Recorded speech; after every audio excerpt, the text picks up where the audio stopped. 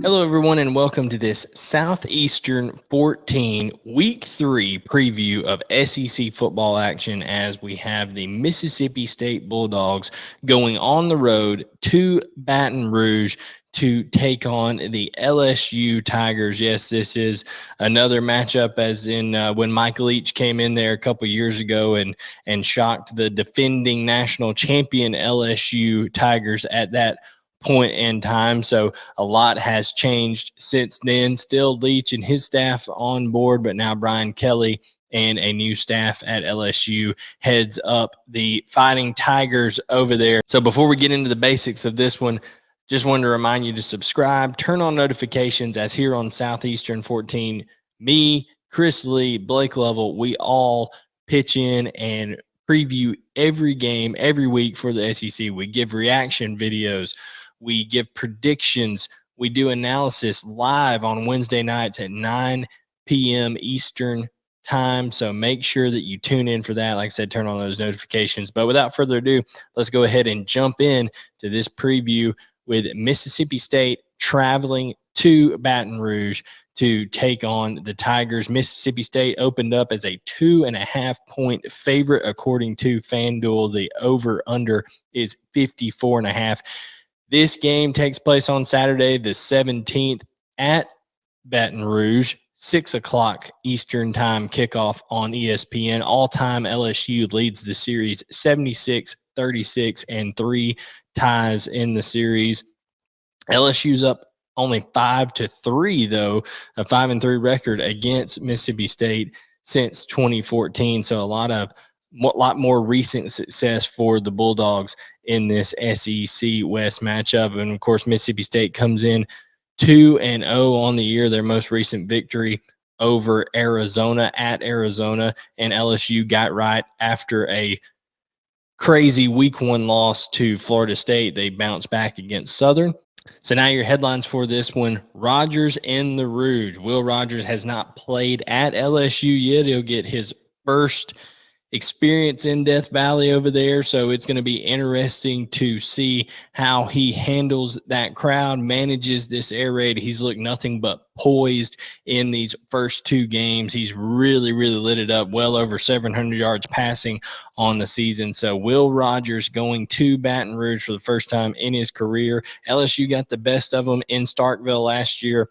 A little bit of a revenge game for Will Rogers coming back on this one. LSU, how do they handle adversity? There wasn't much adversity to speak of from the opening kickoff against Southern. They forced a turnover, and Jaden Daniels scored not too long ago. And Jaden Daniels scored not too long after that on a scramble.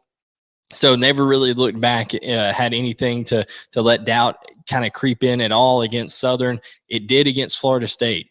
It did many times in the latter part of Ed Orgeron's tenure. And now with Brian Kelly, you see that first game of Florida State, some adversity hits. There were some egos that got in the way on the team. There was a little bit of drama afterwards. A lot of that, magically was dispelled when people were getting touches and making plays and things like that against Southern on this past weekend. But something is going to go wrong eventually at some point in this game against a good Mississippi State team. How does LSU handle adversity?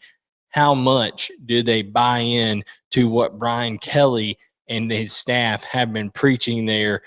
Is there cohesion on that LSU side? And then home team jinx. The last couple of times these teams have faced, the home team has not fared well. The road team coming out on top. So that was in 2019. They didn't match up in 2020. And then 2021 road teams winning both of those matchups. Now the key players in this one. Of course, Will Rogers and Jaden Daniels, the quarterbacks for each one of these teams. Jaden Daniels kind of picked it up late in that game against Florida State. Looked crisp against Southern. Will Rogers has looked phenomenal the entire year and is really executing this Mike Leach offense to perfection. Right now, Jaden Daniels is still making his way, but like I said, it looked a lot smoother against Southern, as it should. Now they're going to face a good Zach Arnett led defense, the defensive coordinator over there for Mississippi State, who's been there a while, and there's good continuity on that staff. There's good continuity in the system and how they run. Jet Johnson on that defense for Mississippi State really just is all over the field. Tyrus Wheat's a talented guy off the edge. DeCameron Richardson was all over the field against Arizona. It seemed like that the quarterback for Arizona was scrambling around trying to do his best Johnny Manziel impression, and DeCameron Richardson was over there making plays right and left. Jordan Davis kind of anchors things in the middle, and on that defensive line, he's a defensive end. He can move up and down. Not that Jordan Davis, the one that's for the Philadelphia Eagles that was so heralded at Georgia a year ago, but this one serves these Bulldogs quite well. And Jackie Matthews back in that secondary. Quite honestly, Mississippi State has plenty of guys in that secondary that kind of fly around and make a lot of plays. So it's going to be interesting, that matchup of what I consider from a talent standpoint, from a depth standpoint, LSU to have the best, and I considered this coming into the year, that LSU had the best wide receiving core in the SEC. Kayshon Boutte, Malik Neighbors, you got Brian Thomas over there. Jeray Jenkins is another guy that can really play. So if Jaden Daniels can do a good job of distributing the ball, Brian Kelly, and then we actually call the plays early on to get the ball in those talented receivers' hands, it's going to be interesting to see how it meshes here early on. Like I said, I really am looking forward to the matchup of Brian Kelly, Jaden Daniels, this new look offense for LSU versus a more established defense under Zach Arnett, Mike Leach there in Mississippi State. Offensively for Mississippi State, the weapons around Will Rogers, Jaquavius Marks and Dylan Johnson, the only tandem on the same team to make the Doak Walker preseason watch list together. Yes, you're saying Mississippi State, they don't hardly run the football. Well, these guys, when they do get their carries, they make the most of them, averaging well above 4, upwards of 5 yards a carry on when they do touch the ball running it as well, because they'll spread these guys out, and then there's some running lanes there, and then of course screen passes, things like that, some flare routes, all this kind of stuff, more extension of the running game type stuff for those two talented players. Rod Thomas is the leading receiver. He's got a lot of weapons over there that Will Rogers can hit. But then Quatrevius Johnson at left tackle, he's going to be tested over there. B.J. Ojolari, they're going to have lined up on him. Ali Gay can be out there on the outside. Lots of talented edge rushers. They can even walk Mike Jones out there. Different guys that can come after wave and come rush the passer for LSU. So that's going to be a matchup, and he's got to be able to protect Will Rogers, give him time to kind of make those reads, those progressions that you have in the air raid offense. So that's going to be a matchup to watch. Mekhi Wingo is someone who's kind of stepped into Mason Smith's role after he tore his ACL in that Florida State game. Greg Brooks Jr. plays the nickel position. They move him all around the field. He will come up like a bullet. I mean, like he is shot up out of a cannon kind of from depth and play a force defender on the run. He can cover guys in space. Greg Brooks Jr., good player. I like him as the nickel for LSU. So it's going to be an intriguing matchup with some of those receivers that Mississippi State has versus Greg Brooks.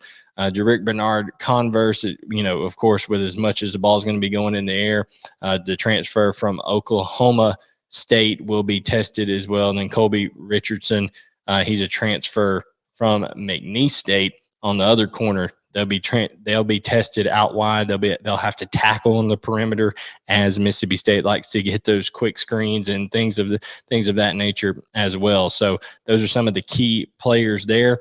Ultimately, I like this Mississippi State team. I'll admit I was not as high on them as I should have been coming into this year, but they just continue to look polished. And like I said, it's complementary football. It's not just an offensive show. Mississippi State handled their business against Memphis and Starkville. They handled their business on the road against Arizona.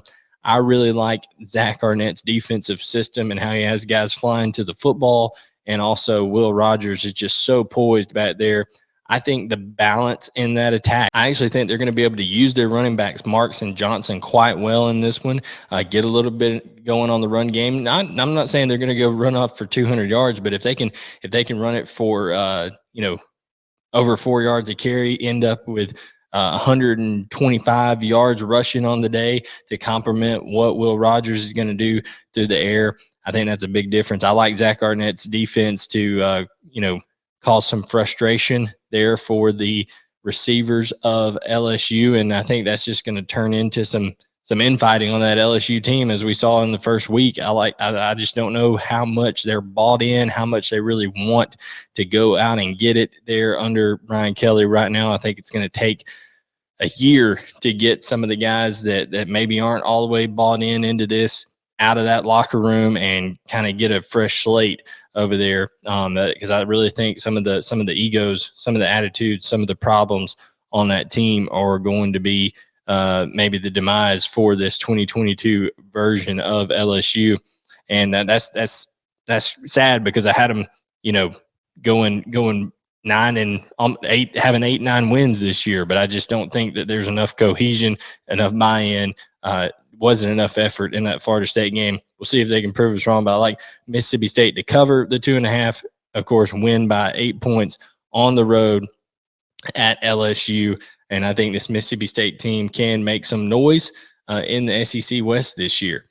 For Southeastern 14, I am Blaine Gilmer. Hope you enjoyed this preview. Hit the subscribe button, turn on notifications, and we'll catch you next time for another Southeastern 14 preview.